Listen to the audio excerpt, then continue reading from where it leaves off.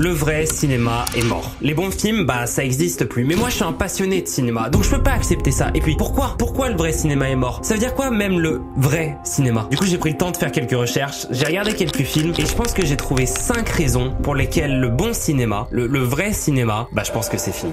Ce film, c'est Vertigo. C'est un film sorti en 1958 et il est considéré comme le meilleur film de tous les temps. Pas le meilleur film de 1958, pas celui qui a gagné l'Oscar ou je sais pas quoi. Non, c'est le meilleur film de tous les temps. Et du coup, j'ai décidé de le regarder en me disant que peut-être ça m'aiderait à comprendre pourquoi le vrai cinéma est mort. Et bah je crois que ça m'a aidé. Genre t'es mort. On est à la 17e minute de Vertigo. Le film dure 2h08, ok? Ce mec, c'est un policier parti à la retraite. Sauf que ce mec, bah il lui demande d'enquêter sur sa femme parce que sa femme, elle est devenue un peu bizarre ces derniers jours. Du coup, il lui propose d'abord de commencer par la rencontrer. Et donc là, à la 17e minute, bah on est au resto. Et au milieu de ce restaurant, il y a une femme. Et là, elle vient de finir de manger avec son mari. Du coup, les deux, ils se lèvent. Ils se dirigent vers la sortie et notre policier, notre brave policier, il tombe amoureux.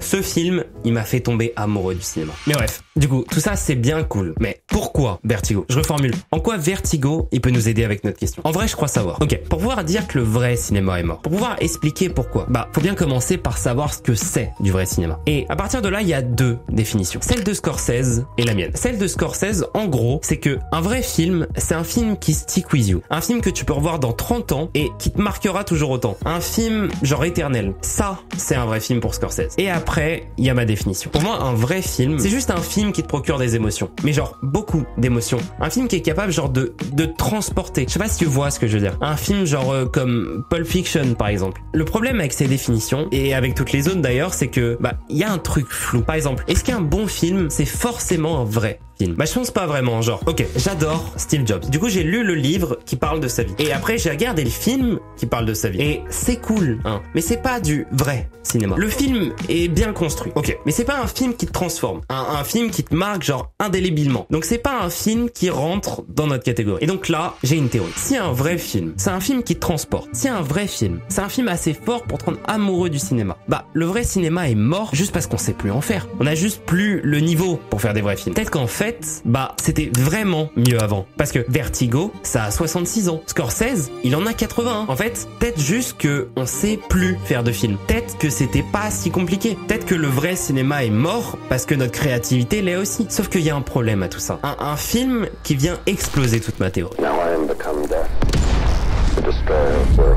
Est-ce que t'as vu Oppenheimer? Parce que Oppenheimer, bah, ça fout en l'air toute ma théorie. Oppenheimer, ça dit un truc. C'est que peut-être qu'on sait toujours faire des films au final. Peut-être que c'est juste moi qui en regarde pas assez, en fait. Mais du coup, si on sait toujours faire des bons films, si on sait toujours faire des vrais films, du coup, c'est quoi qui a tué le vrai cinéma? Parce que c'est bien beau de faire des grandes phrases comme je fais, mais à un moment, il va falloir que je trouve un truc pour appuyer mon opinion. Et je crois que j'ai trouvé le truc évident qui a tué le vrai cinéma. Le truc qui explique tout. Le fric.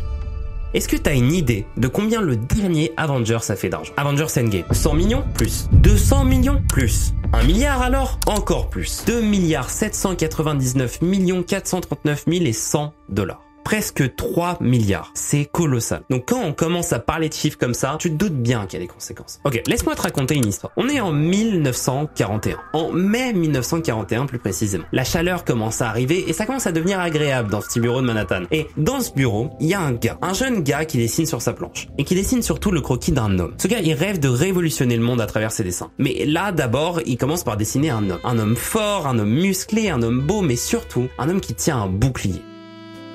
En fait, notre gars, il s'appelle Stanley et au fil des années, bah, ce petit Stanley, il va devenir le grand Stanley. Ses dessins, ils commencent petit à petit à plaire et pas par pas, il commence à construire l'un des univers de fiction les plus emblématiques de l'histoire. Le Marvel Universe.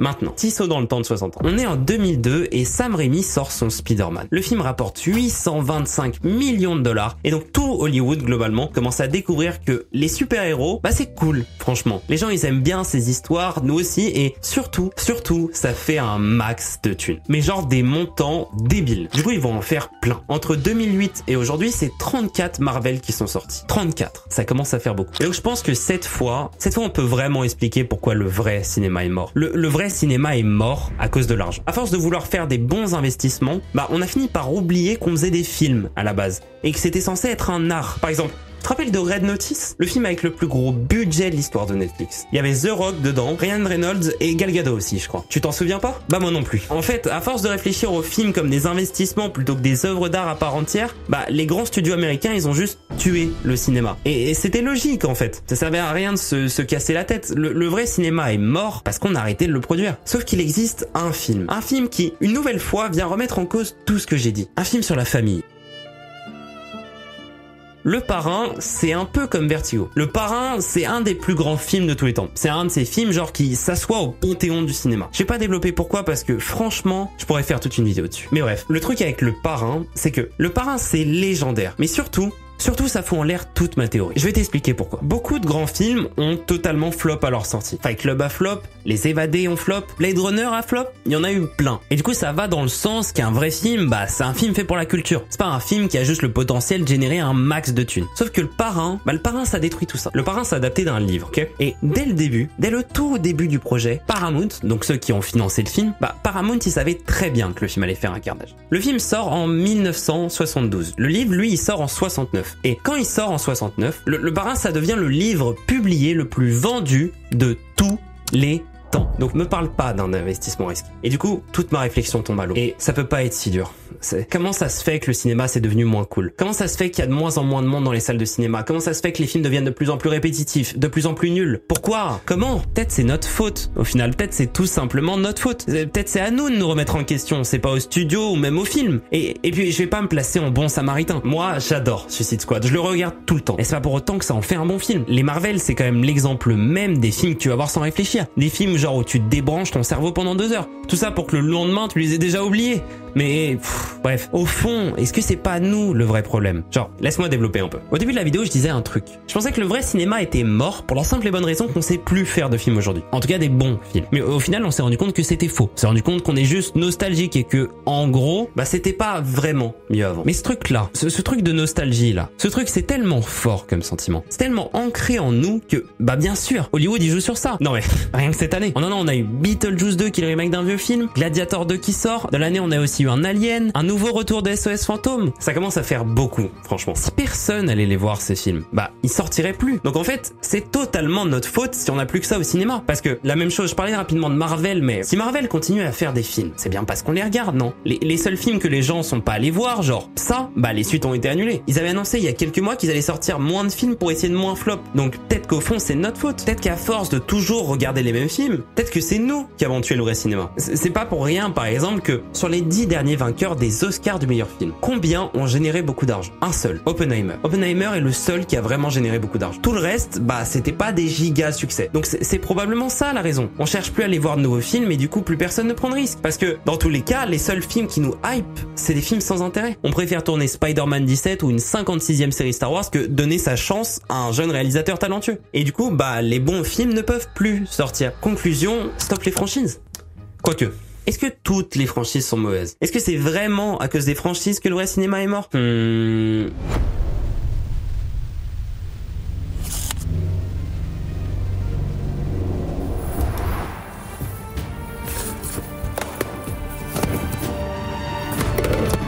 Allez-y.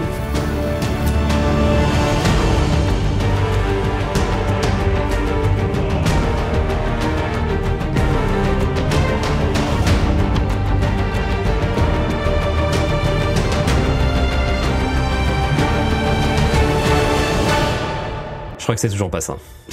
Là, je commence à avoir mal à la tête, genre. J'arrive pas à comprendre ce qui a bien pu tuer le cinéma. Pourtant, le cinéma, c'est devenu moins bien, non?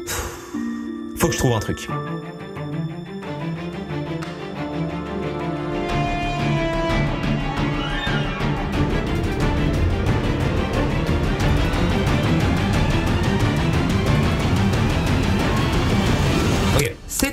Cette fois, c'est sûr que j'ai trouvé la réponse. Genre, la clé, le truc qui explique tout. Je me sens un peu débile de pas y avoir pensé avant quand même. Je sais que c'est une question de golemont, mais un film, c'est quoi? Une histoire? Des musiques? Un réalisateur? Une affiche? Ok. Mais un film, c'est surtout des acteurs, non? Comment j'ai pas pu y penser avant? Ce serait pas eux la vraie raison de pourquoi le vrai cinéma est mort? Ça existe encore, les vrais acteurs? C'est une bonne question, ça. Déjà, c'est quoi un vrai acteur? Si on suit la définition d'un vrai film ou du vrai cinéma, un vrai acteur, ce serait un acteur tellement fort que sa performance, genre son acting, acting te marque à vie. Mais franchement, j'aime pas trop cette définition. Elle est sympa, mais je la trouve un peu bateau. Non, pour moi plutôt un vrai acteur. Un vrai acteur, c'est un acteur qui, juste avec son nom, te fait aller au cinéma. Une vraie star. Genre tu vas pas voir ce film d'horreur, non, tu vas voir le dernier film de cet acteur. Comme tu irais voir le dernier Scorsese par exemple, ou le dernier Star Wars. Sauf que là, ça serait un acteur. Le problème, c'est que ça existe plus. Laisse-moi t'expliquer. Il y a 40 ans, c'était pas compliqué de faire un film qui te rapporterait plein d'argent. T'avais juste à avoir Tom Cruise dedans, ou Travolta, ou même Harrison Ford. Tu mettais juste leur nom sur ton affiche, et bim, ton film marchait. Qu'importe le film que c'était. Pour de vrai. Mais aujourd'hui,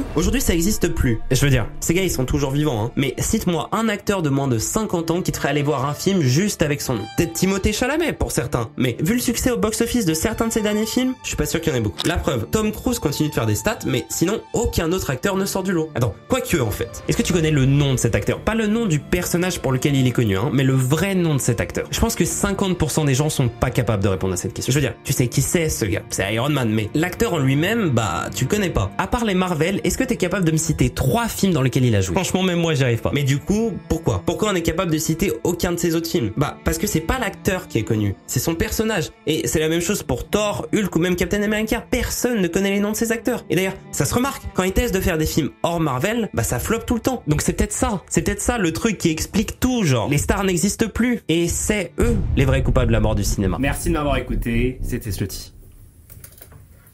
Tac. Bon, à quoi bon, j'arrive pas à trouver une réponse, donc à quoi bon? Peut-être qu'il y en a juste pas des réponses. Peut-être que je fais des recherches pour rien, pour une vidéo, dans tous les cas, personne ne regardera. Je pense que je vais laisser ça ici.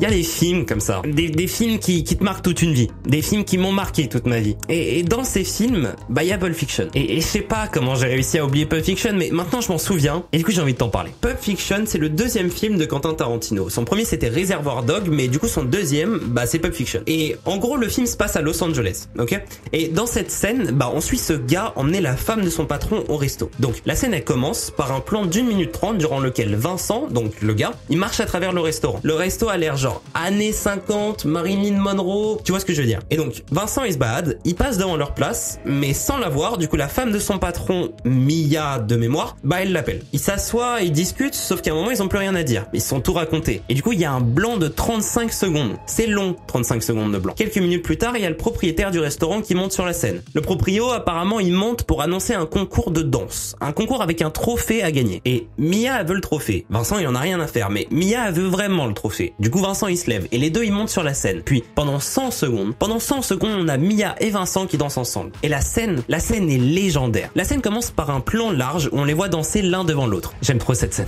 Et à un moment, la caméra elle se rapproche de Vincent. Pendant qu'elle se rapproche, on sent qu'il y a un truc qui a changé dans l'ambiance. En même temps, Vincent et Mia ils commencent à rentrer dans une sorte de duel, genre l'un va vers l'autre et l'autre recule. Et après c'est le contraire. Et du coup, au bout de 100 secondes, la scène se finit avec un fondu au noir.